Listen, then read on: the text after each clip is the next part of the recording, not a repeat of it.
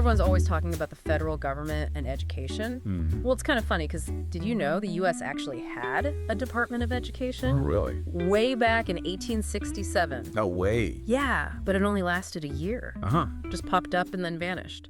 That's wild. Yeah, tells you something about how this whole debate has gone back and forth, right? Oh, yeah, definitely. It's interesting, though, what they were focused on even back then. What's that? Well, with that first department, it seems like they were mostly concerned with gathering information. Okay.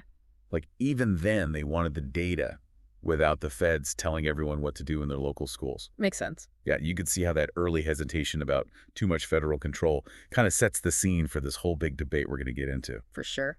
And that brings us to today's study hall session and what we're calling, But Why, Though? I love it. You, our fellow curious minds, sent in a bunch of awesome sources about the second time the U.S. decided to create a Department of Education. The one we know today. Exactly the one that stuck around. Established in 1979. Right. And we want to go beyond just the dates and really figure out why this happened, what were the big arguments for and against it, and why is this whole conversation still so relevant today? It's a great question. Yeah. Because if you think about it, this isn't just about some government agency. Right. It gets at something really fundamental about how the U.S. works, that whole balance of power between the federal government and the states. Totally, especially when it comes to something as important as education. Exactly. Okay, so our mission in this, But Why Though deep dive, is to pull out those core insights from your sources about this turning point in U.S. education. Yep. We want to give you a clear and engaging picture of the main players, the central arguments, and even some of the surprising twists in this whole political story. Right. But without getting bogged down in too many details. Yeah, keep it snappy. Exactly. So where do we even begin? Well, I think the first question is what changed between that very first department and the one that came over a century later. Okay, yeah, that makes sense. So for a long time, the federal role in education was pretty hands-off. Like that first 1867 department we mentioned. Right. They were mainly collecting data. Right, and then it got demoted to just an Office of Education. Exactly.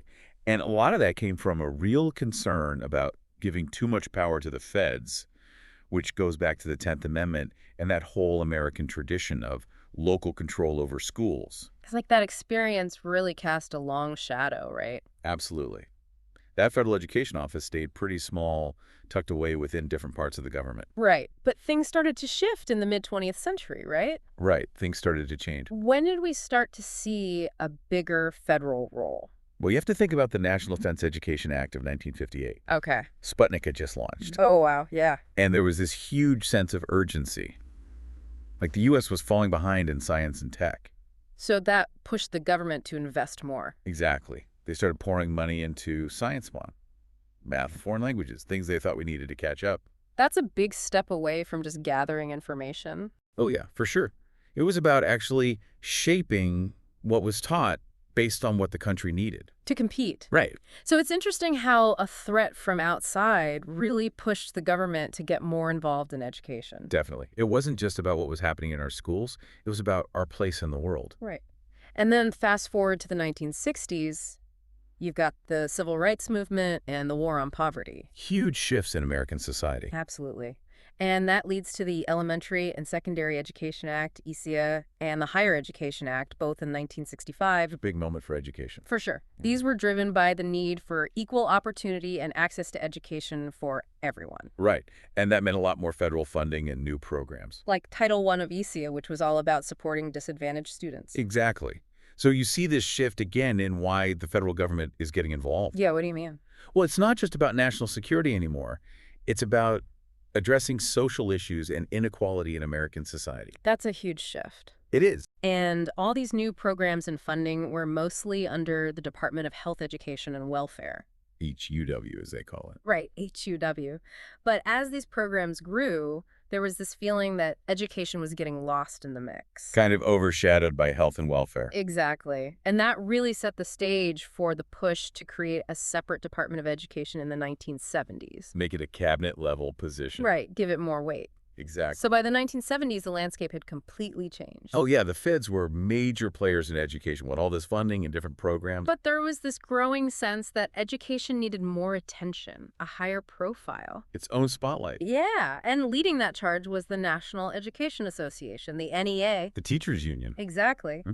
And they had wanted a dedicated department for a long time. This is a long-term goal for them. And they saw an opportunity in the 1976 presidential election. How so? Well, they decided to make their first ever endorsement in a presidential campaign. Wow, really? And that endorsement went to Jimmy Carter. And I'm guessing that endorsement came with a condition. You got it. That endorsement was directly tied to Carter's promise to push for a Department of Education. So it was a key campaign promise. Yeah, absolutely. A major turning point. It really shows you how influential these groups can be. For sure. The NEA, representing tons of educators, used their power to make education a central issue in the election. And Carter himself was on board with this idea. Totally. He had personal reasons for supporting it, too. Like what? Well, he had been a governor and a school board member. So he had seen it from both sides. Right, and he genuinely believed that education was the most important national investment. Wow, so he was really invested in this. Yeah. He felt strongly that education deserved to be a top priority for the country. Makes sense. He also wanted to make all those federal programs more efficient and accountable. You know, school districts were complaining about having to deal with so many different agencies. To streamline everything. Exactly. Having a dedicated department would make things simpler. Yeah, and it would give education a stronger voice in the government. For sure. Having a Secretary of Education at the president's table would make a big difference. And don't forget, Carter was also deeply committed to equal opportunity in education. Oh, right. He saw a dedicated department as a way to really push for that. To enforce those civil rights laws and make sure every student had a chance. Exactly. It's interesting, though, one of the sources we got is a diary entry from Carter. Oh, what does it say? Well, it shows that he did want a separate education agency, but he was also worried about it being controlled by teachers' unions. Huh, so it wasn't just a simple political move. It seems like he was really thinking through the challenges. Makes you see him in a different light. It does. Okay. So we've talked about the historical context and Carter and the NEA. Right, the build-up to this whole thing. Now let's dig into the specific arguments for creating this department. Okay, the pros and cons. Right. So one of the biggest arguments, and Carter talked about this a lot, was that this would elevate education as a national priority. Giving it that cabinet-level status. Yeah, with a dedicated secretary. It would show everyone how important it was. No longer buried in HEW. Exactly. Carter even said it wouldn't be buried in a $200 billion a year bureaucracy anymore. So it would have more visibility, more influence. And a dedicated secretary meant that education would always have a voice in those high-level policy discussions. At the big table. Exactly. Another key argument was about better coordination and accountability for all those federal programs. Right, we talked about all those different agencies. Yeah, it was a mess. Total chaos. And school districts were struggling to navigate it all. So a unified department would make things a lot easier. Streamline the whole system. Right, make it more user-friendly. Exactly. And then there's the issue of equal opportunity and national standards. Right, make sure everyone has a fair shot. Supporters said a dedicated department would be better at enforcing civil rights laws in education. Promoting equal access for all students. And addressing those disparities between different states. Right, because by the 70s, the federal government was already deeply involved in ensuring civil rights in schools. Exactly. And the 1979 Act itself talks about this commitment to equal opportunity. It was about making sure every student got a quality education no matter where they lived. Right. And it was also about sharing the best teaching practices across the country. So everyone could benefit. There was also the argument that a separate department could save money in the long run. By consolidating things and cutting out redundancies. Right, though that was definitely debated. Of course, some people were skeptical about that. And finally, supporters emphasized that having a cabinet-level voice for education would mean these issues were always on the agenda at the highest levels of government. So education would be a part of every big decision. And it would lead to better partnerships between federal and state authorities. More cooperation, less conflict. Right. And more transparency in how those policies are made. So people could see what was happening. Okay, so we've heard the arguments for it. The pros. Now let's look at the other side, the battle against creating the department.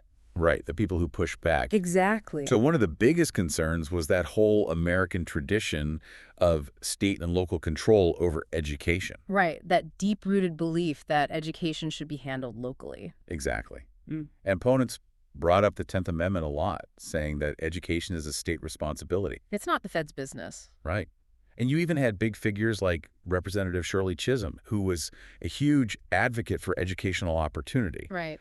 But even she was worried that a federal department would take power away from local and state officials. Minimize their role. Exactly. And Senator Daniel Patrick Moynihan was worried about the politicization of education. So basically, people were scared that a department in Washington would try to control everything. Impose a one-size-fits-all approach that wouldn't work for everyone. And Representative Patricia Schroeder even said she was worried about the feds meddling in everything. It really shows you how much people valued that local control. Totally. And another big concern was all about bureaucracy. Oh yeah, that classic argument. People thought this new department would just create more red tape and not actually solve any problems. More paperwork, more headaches. Exactly. Even Carter's own Secretary of Health, Education, and Welfare, Joseph Califano Jr., was against it. Well, He said a separate department wouldn't fix anything and might even make things worse. huh, that's awkward. It is. And Ronald Reagan called it a bureaucratic boondoggle. Jackie. Right. And Senator James Buckley asked this great question. He said, how would just reorganizing things actually improve student test scores? Right, shuffling papers doesn't automatically make kids smarter. Exactly. It's about more than just structure. And then, of course, there was the whole political angle. Yeah, the idea that this was all a reward to the NEA for endorsing Carter. That political favor. Senator Moynihan even called it squalid politics. Ouch. And the American Federation of Teachers, the AFT, also used the political payoff label. So there was this suspicion about the real motives behind it. Right.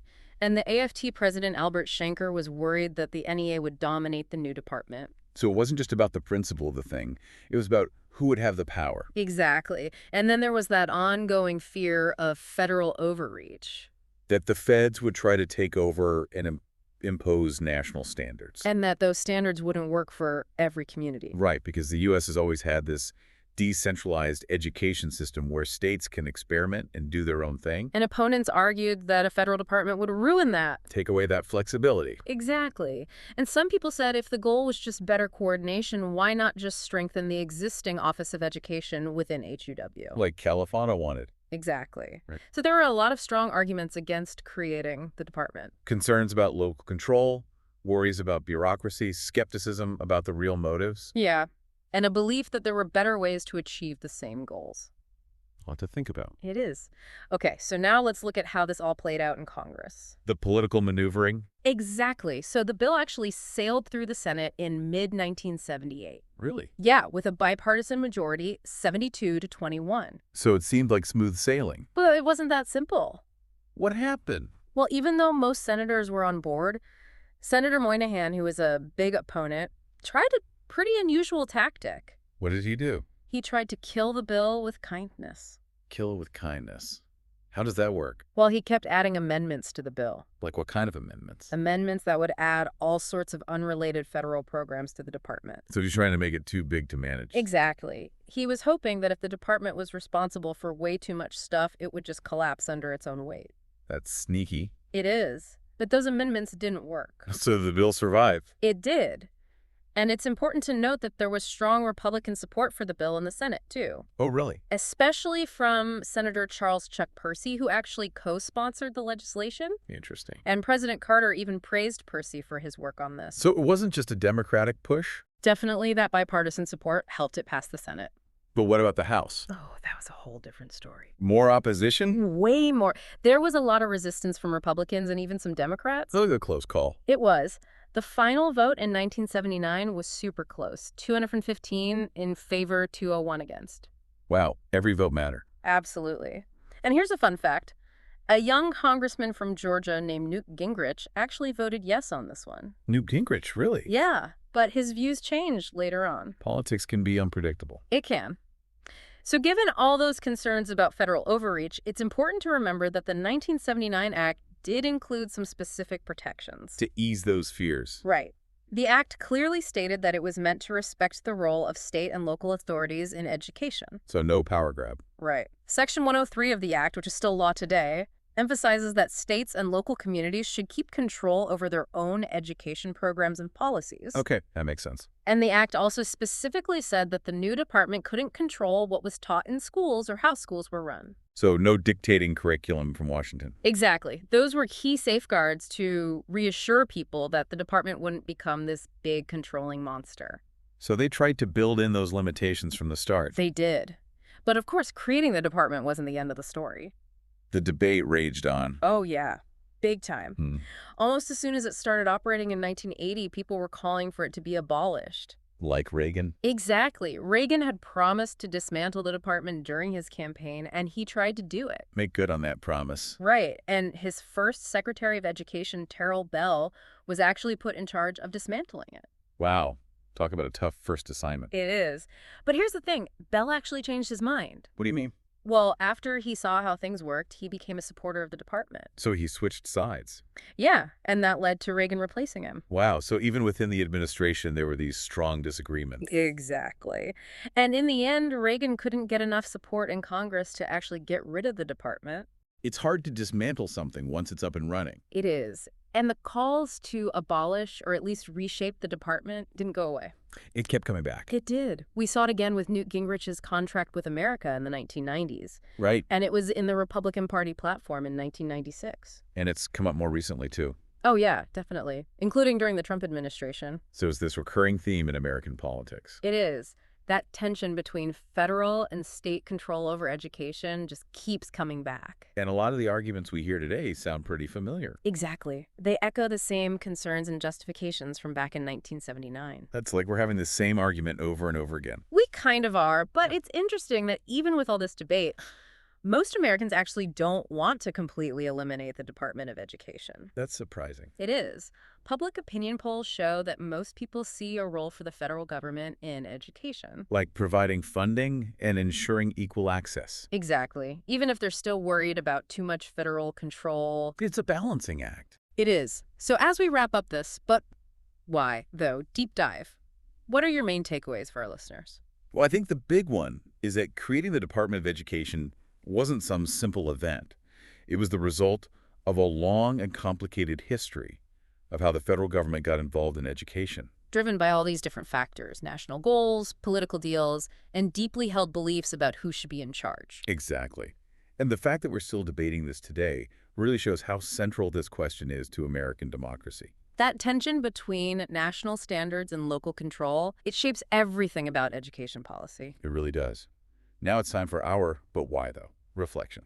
Think back to those arguments against creating the department. The fear of losing local control, the worries about more bureaucracy, the whole question of political motivations. As a curious mind yourself, what parts of this history stand out to you the most?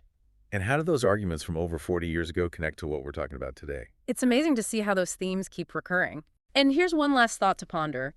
Given that the 1979 Act tried to protect state and local authority in education, why hasn't this debate gone away? Right. It's still going strong. Why is that?